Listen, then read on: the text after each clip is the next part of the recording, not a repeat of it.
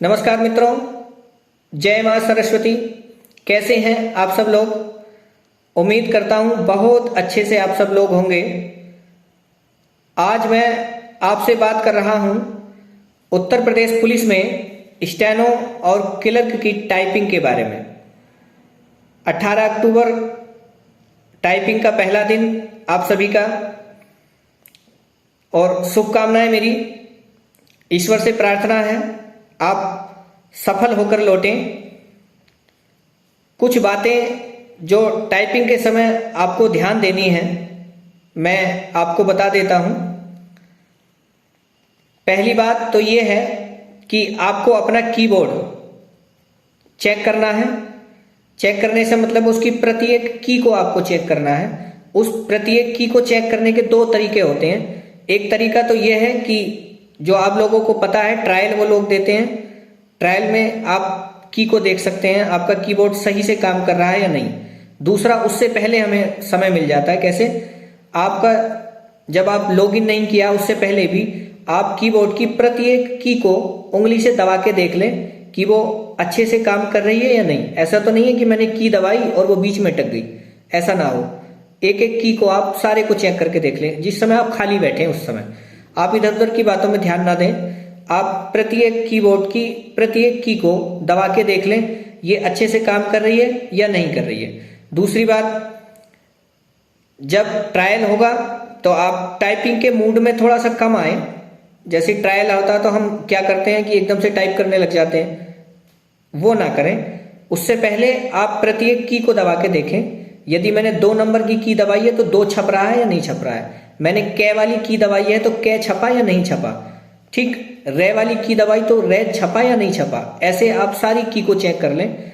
कोई की अटक तो नहीं रही है, कोई की जो मैंने दबाई है वही प्रेस होके आ रहा है या नहीं आ रहा है। ये आप विशेष रूप से ध्यान रखेंगे।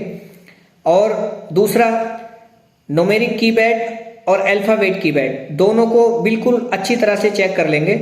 न्यूमेरिक कीपैड में भी कभी कभी ये होता है कि नंबर ऊपर से ऑफ होता है, वो आपको ऑन कर लेना है।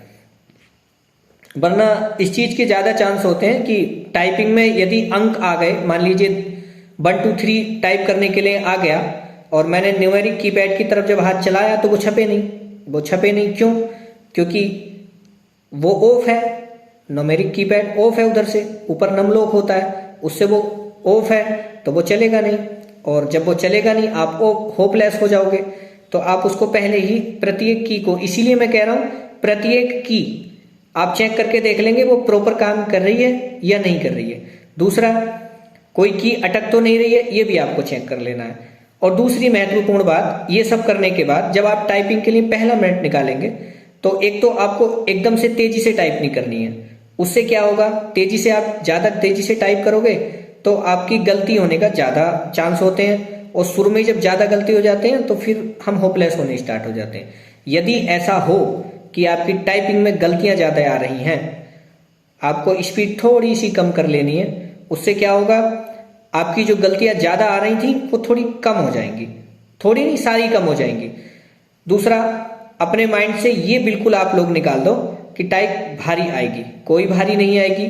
बहुत समय आप लोगों को मिला है टाइपिंग के लिए। मुझे लगता है 0 लेवल वालों ने भी 2-2 बार टाइप 55 तक टाइप बच्चों निकालते हैं। आप अगर 35-40 भी टाइप निकाल रहे हैं, 35 भी निकाल रहे हैं, बहुत है। आपको देनी कितनी है वहां पे। दूसरा, जल्दी टाइप बिल्कुल ना करें, जल्दबाजी आप बिल्कुल ना करें, किसी की बातों पे ध्यान ना दें। आप अपनी टाइपिंग में मस्त रहें बिल्कुल।